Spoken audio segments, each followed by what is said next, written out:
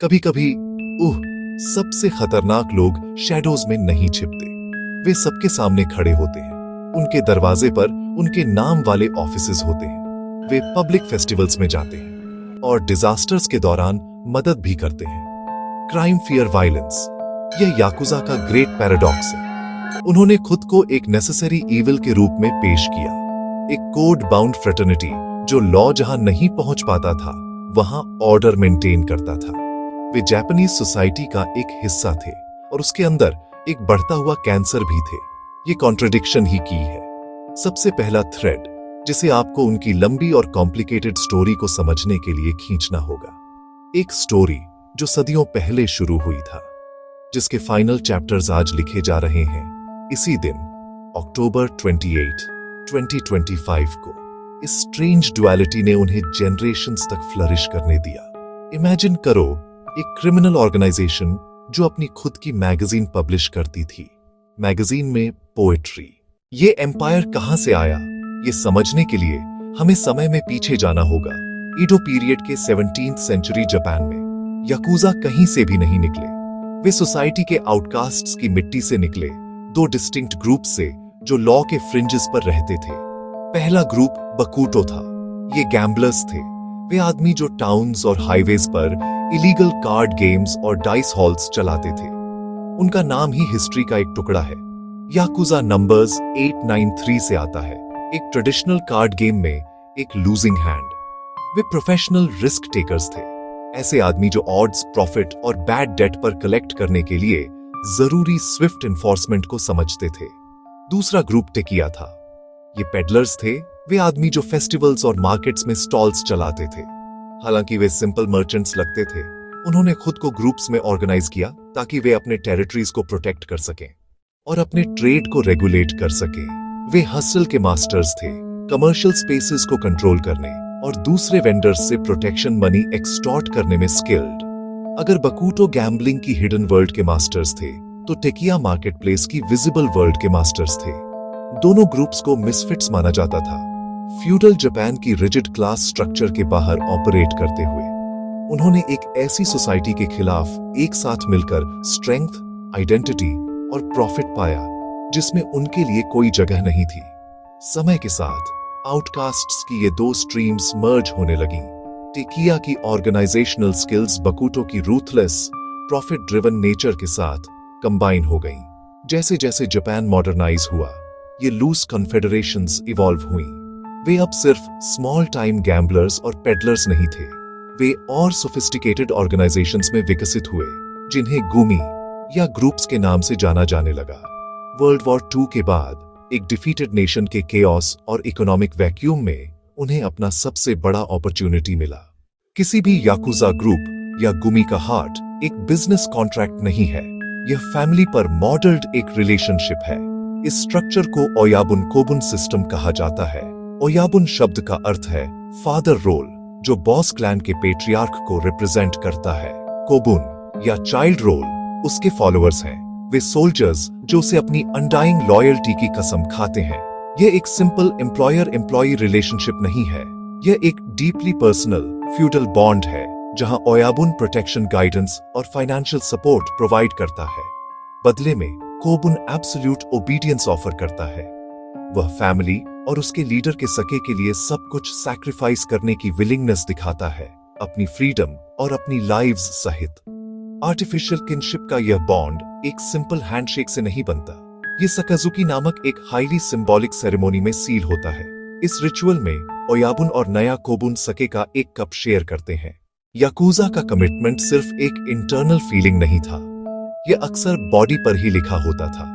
इनमें से सबसे फेमस और visually stunning mark full body tattoo है, जिसे इरेजुमी कहते हैं। ये छोटे डिस्क्रीट टैटूज नहीं हैं, ये वास्ट इंट्रिकेट मास्टरपीसेस हैं जो पूरे टॉर्सो, बैक आर्म्स, लेग्स को कवर कर सकते हैं। टिबोरी नामक एक ट्रेडिशनल हैंड पोकिंग मेथड का उपयोग करके बनाए गए यह प्रोसेस अविश्वसनीय रूप से पेनफुल होता है और इसे पूरा होने में सैकड़ों घंटे लग सकते हैं। डिजाइन सिंबलिज्म से भरपूर होते हैं। Dragons, koi fish, tigers, Japanese folklore figures. इरेजुमी करेज का एक मार्क था। एक्सट्रीम पेन सहन करने की क्षमता का एक टेस्टमेंट और कन्वेंशनल सोसाइटी से अपने अलगाव की एक परमानेंट डिक्लेरेशन। एक और अधिक ब्रूटल फिजिकल मार्क था युबित्सुमे या फिंगर शॉर्टनिंग का रिचुअल। 20th सेंचुरी के लाटर हाफ के दौरान, खासकर पोस्ट वॉर इकोनॉमिक बूम में, याकुजा अपने गोल्डन एज में आ गया। उनकी पावर और इन्फ्लुएंस एक अनप्रेसिडेंटेड पीक पर पहुंच गई।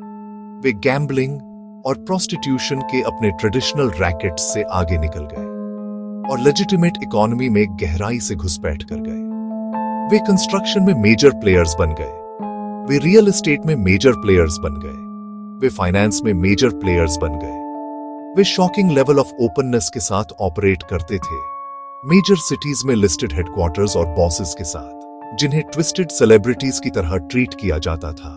ये वह इरा था जब उनकी मेंबरशिप सोर्ड हुई। 1960s में एस्टिमेट्स 180,000 से अधिक सदस्यों तक पहुंच गए। वे एक शैडो गवर्नमेंट थे, एक पावरफुल फोर्स जिसे पुलिस अक्सर एलिमिनेट करने की कोशिश करने के बजाय कंटेन करती थी। उनके सबसे सोफिस्टिकेटेड और इनफेमस रैकेट्स में से एक सोकिया था। याकुजा एजेंट्स एक बड़ी कॉरपोरेशन में थोड़ी संख्या में शेयर्स खरीदते थे, बस इतना कि एनुअल शेयर होल्डर्स मीटिंग में एंट्री मिल सके। गोल्डन एज टिक नहीं सकता था। जैसे जैसे याकुजा और ब्रेजन होते गए और उनका इन्फ्लुएंस इंटरनेशनल फाइनेंशियल मार्केट्स में फैलता गया, गवर्नमेंट की टॉलरेंस टूट गई। Turning point 1992 anti Boryokudan law आया, act for prevention of unlawful activities by Boryokudan members. Boryokudan चिजाटन violence groups, official police term for yakuza. Law member होना इलीगल नहीं बनाती थी, पर उनके बिजनेस को क्रिपल कर दिया। लॉ ने स्पेसिफिक सिंडिकेट्स को क्रिमिनल ऑर्गेनाइजेशंस के रूप में डेजिग्नेट किया। पुलिस को उनसे सीधे एक्शन लेने की लीगल पावर मिली। लॉ ने डेजिग्नेटेड ग्रुप्स के लिए 20 साइज कोअर्सिव एक्टिविटीज को इलीगल घोषित किया। प्रोटेक्शन मनी की मांग करना, एग्रेसिवली डेट्स कलेक्ट करना, सिविल डिस्प्यूट्स में इंटरवीन करना। पुलिस को सीज एंड डिजिस्ट ऑर्डर्स जारी करने का अधिकार मिला। ऑर्डर वायोलेट करने पर इमीडिएट अरेस्ट। यह एक मैसिव ब्लो था। रैकेट्स बहुत रिस्की बन गए। बाद में लोकल ऑर्डिनेंसेस ने और कदम उठाए।